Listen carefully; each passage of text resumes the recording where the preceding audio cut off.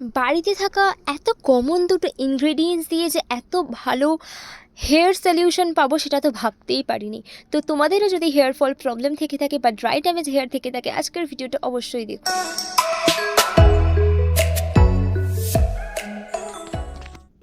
তো আজকে ফার্স্টেই যেটা লাগছে সেটা হচ্ছে ফ্ল্যাক্সিড। তোমরা সবাই জানো এটা খুবই খুবই খুবই কমন একটা আর ভীষণ ভাইরাল একটা প্রোডাক্ট। তো এটা আমরা খেতেও পারি, এটা আমরা হেয়ারেও অ্যাপ্লাই করতে পারি, এটা আমরা ফেসেও অ্যাপ্লাই করতে পারি। তো তারপরে এখানে আমি নিয়েছি হচ্ছে অ্যালোভেরা। আমাদের গাছ থেকে অ্যালোভেরার দুটো পাতা কেটে নিয়েছি। আর এই দেখো, মেথিটাকে ওভারনাইট জলের মধ্যে ভিজিয়ে রেখেছিলাম। তো তারপরে দেখতে ঠিক এরকম হয়ে গেছে, মেথির দানাগুলো ফুলে ফুলে মতো উঠেছে। তোমরাও এরকমভাবে রাখতে পারো, তাহলে রেজাল্ট খুব ভালো পাবে। তো মেথিটা অবভিয়াসলি সারা রাত সোক করে রাখলেই তবেই তোমরা ভালো রেজাল্ট পাবে।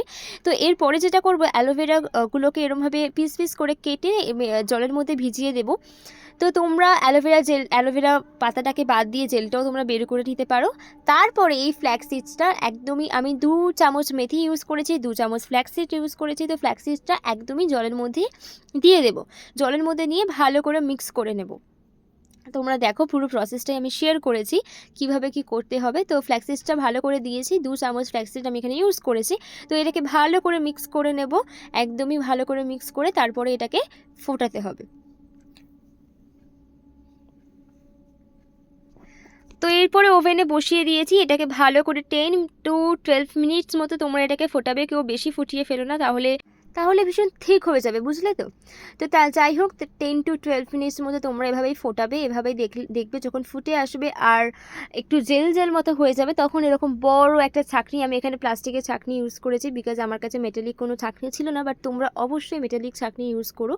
তো পেস্টটাকে তোমরা আলাদা সাইডে রেখে ওর ভিতরে যে ঠিক এই যে দেখতেই পাচ্ছ যে ঠিক জলের মতো জেলির মতো যেটা, সেটা বের করে নিও। তারপরে তোমরা এখানে কোকোনাট অয়েলেও ইউজ করতে পারো, অলিভ অয়েলও ইউজ করতে পারো। আমি এখানে কোকোনাট অয়েল মিশিয়ে নিচ্ছি। ভালো করে এটাকে মিক্স করে নেবে। আর অবশ্যই অবশ্যই গরম গরমভাবে ছাঁকনিতে ছাকার পরে এরমভাবে অয়েলটা মিক্স করার পরে কিছুক্ষণ রেখে দেবে, যতক্ষণ না ঠান্ডা হবে। কেউ এটা হেয়ারে ইউজ করো না, ঠান্ডা হয়ে যাওয়ার পরে কিন্তু হেয়ারে ইউজ করো। গরম জিনিসটা নামিয়ে কেউ আবার ইউজ করে তখন আবার কমেন্টস করতে চলে এসো না। তো দেখো আমি কিভাবে অ্যাপ্লাই করছি, পুরো একদম ফ্রন্ট টু ব্যাক তোমরা ভালো করে জিনিসটাকে অ্যাপ্লাই করবে তোমাদের হেয়ারের মধ্যে, একদম স্ক্যাল্পে লেন্থে খুবই ভালো করে অ্যাপ্লাই করবে। এটা যেহেতু একদমই জেল জেল টাইপের, তো এর কি বলবো, মানে এটা জেলি জেলি ভাবটাই তোমরা পাবে। তো ভালো করে অ্যাপ্লাই করবে। আমি একটু বেশি বানিয়ে ফেলেছিলাম, তো আমি আর আমার মা দুজনে ইউজ করেছি। তো যাই হোক, এটাকে ভালো করে অ্যাপ্লাই করার পরে তোমরা এরকমভাবে উপরে একটা নট করে এরকম ক্লাচার দিয়ে তোমরা এটাকে রেখে দেবে 20 to 25 মিনিটস মতো। তোমরা এভাবেই এটাকে রেখে দেবে।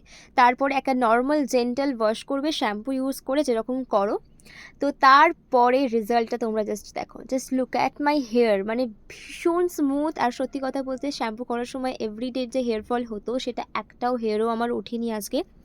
শ্যাম্পু করার সময় একদমই কী বলবো, স্যালন লাইক ডিআইওয়াই প্রসেস বলতে পারো। ভীষণ ভালো একটা ডিআইওয়াই প্যাক তোমাদের সাথে শেয়ার করলাম। তোমরা অবশ্যই ইউজ করো এবং কমেন্টসে জানিও তোমাদের কেমন লাগলো। ওভারঅল রেজাল্ট তো আমার বেশ ভালো লেগেছে। আর অনেক অনেক হেয়ার, তোমাদের নতুন হেয়ার উঠবে, তোমরা সেটা বুঝতে পারবে যতদিন তোমরা ইউজ করবে। ভীষণ সফট হয়ে গেছে, তোমরা দেখেই বুঝতে পারছো। তো আজকের এই ভিডিওটা এই অবধি থাকলো। ভিডিওটা ভালো লেগে থাকে লাইক কমেন্ট শেয়ার করবে। বাই।